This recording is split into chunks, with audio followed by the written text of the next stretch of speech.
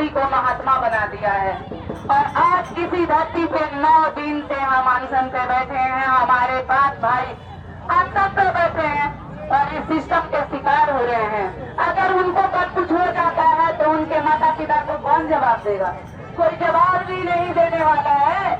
आज सोनू मर गया तो जिसको जो कहना है वो ऐसा कह रहा है, कहते मानो गाजर मूली कट गया है। गाजर मूली नहीं, किसी का भविष्य चला गया है।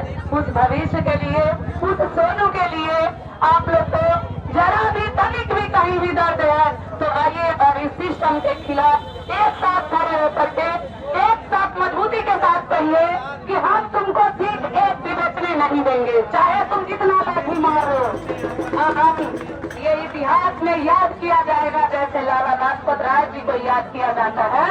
और उन्होंने कहा था कि एक एक लाठी का जो प्रहार है ना हमारे शरीर पे, अंग्रेजों का साबुत का 3 साबित होगा। ठीक वैसे ही आज हम बैठे हुए हैं, न जाने पुलिस कहाँ पे हमला कर दे, क्योंकि ये बेलगाम हो चुकी है और ये हमारी संवेदना हो रही है। इसलिए हमारी बातों को कोई भी अन्यथा न ले।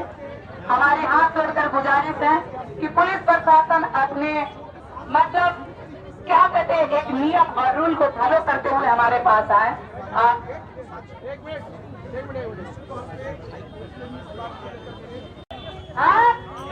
तो जनरल डायर को क्या यहाँ से हम लोग नहीं बताएंगे? मनु भाई का ये पद है भैया, ये जनाजा नहीं है, इसको नहीं उतार सकते। उनको उतारेंगे, अब उतार के अब उनको संविधान के परिभाषा बताएंगे कि आर्टिकल 14 क्या होता है, क्योंकि ये हमारे संविधान का अपमान हो रहा है। और बिहार में पुलिस प्रशासन भी इसकी कहीं ना कहीं जिम्मेवार है, जो कि आप देख रहे हैं कि हम किसी भी प्रकार की हिंसा नहीं कर रहे हैं, हम अपनी बात कर रहे हैं, हाथ जोड़ रहे हैं कि हमारी बात को सुनिए। और जो कहते हैं कि पेपर लीक नहीं हुआ, उनसे जरा आप लोग भी मीडिया वाले भैया से हमारी हाथ जोड़कर विनती है कि उनसे पूछिएगा कि परीक्षा के दौरान अगर 10 मिनट पहले भी पेपर बाहर आ जाता है तो उसका मतलब लीक होना होता है, जो ऐसा कहते हैं कि नहीं है। और दूसरी बात ये पूछिएगा कि हमारे डीएम साहब जो इस जिला के सर्वश्रेष्ठ हैं उनको कहिए, और उन्होंने बोला था कि 92 प्रश्न पत्र गायब था, तो अब इस कक्षा से उस कक्षा में, उस कक्षा से उस कक्षा में बटोर रहे थे, उसकी अभी तक जांच रिपोर्ट नहीं बताई गई, पब्लिकली नहीं किया गया, जो कि बच्चों के भविष्य के साथ वो काली रात की बात पूछिए कि वो किस काली रात में वो 92 पेपर कहाँ गए, और उसकी जवाब वो जल्द से जल्द पब्लिकली करे, क्योंकि हमारे अंदर सिर्फ यही जानने का जिज्ञासा है कि वो 92 क्वेश्चन पेपर कहाँ है। और कृपा करके हाथ जोड़ रहे हैं, क्योंकि जब बेट मिलर आएगा तो अमेरिकी पत्रकार थे और आए और हमारे देश का जब ऐसी स्थिति देखे तो उनकी आंखों से आंसू आ गई और बोले कि कोई कवर नहीं करेगा तो मैं कवर करूंगा। और एक बेट मिलर ने सविनय अवज्ञा आंदोलन में और नमक सत्याग्रह को बता दिया कि पूरे विश्व में इसकी चर्चा होने लगी और थू थू होने लगी अंग्रेजों की। और आज हमारी सरकार की वही दशा है जिस दशा को हम आपको सुना रहे हैं। तो मेरे मीडिया बंधुओं से भी हाथ जोड़कर गुजारिश है कि हमारे पुलिस प्रशासन से कहिए कि वो हमारे साथ क्रूरता न करें।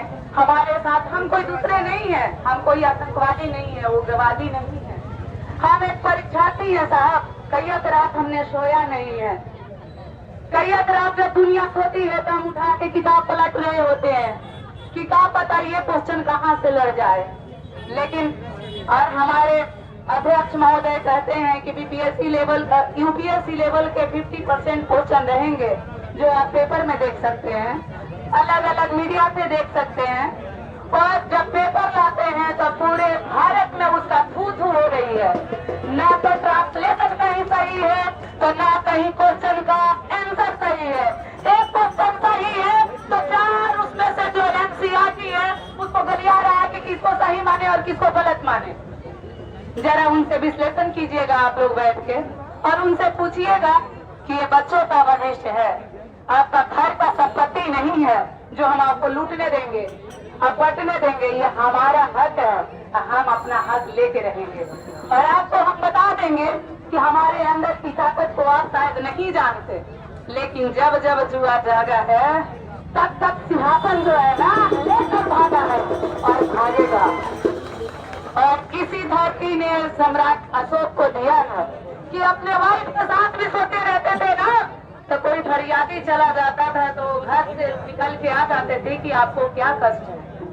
और इसी अशोक ने बताया था कि अगर हमारे यहाँ झूठ बोलने पर जीभ को काट ली जाती है, लेकिन हमारे यहाँ जो झूठा बयानबाजी चल रही है कि हम छात्र नहीं है, उपद्रवी हैं, तो हम ऐसा नहीं है साहब, आपको बता रहे हैं। हमारे भाव में कहीं भी आपके लिए मतलब जरा सा भी मतलब गलत कहने का मेरा व्यू नहीं है, निगेटिव व्यू नहीं है।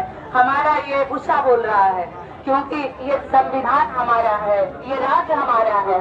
अब हमने जो पेपर दिया था ना साहब, उसके पैसे भी हमने दिए थे और आपने कर तो दिया बड़ी आसानी से कि आयोग की संपत्ति थी, वो आपकी संपत्ति नहीं थी, भूलिए नहीं, उसके पैसा हमने पेश किया था।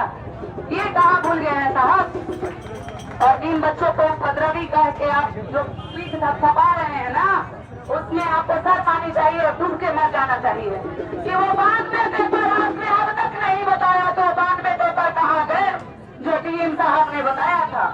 और उस दिन आपकी पुलिस मतलब डीएम साहब कितने विक्षिप्त हो चुके थे कि अपनी आंखें खोप चुके थे और थप्पड़ थप्पड़ चलाना शुरू कर दिए थे, उनकी जांच आपने नहीं किया। और ऐसे ही झूठा आरोप लगाते जा रहे हैं, आरोप पे आरोप लगाते जा रहे हैं, जो किसी भी लोकतंत्र के लिए उससे बड़ा अपमान और कुछ नहीं हो सकता। और मेरी हाथ जोड़कर गुजारिश है हमारे पटना के जितने भी कोचिंग संचालक हैं या फिर जितने भी लाइब्रेरी में पढ़ने वाले हमारे भाई बहन हैं, कृपया ये आपकी लड़ाई है, आपकी आने वाली पीढ़ी के लिए लड़ाई है।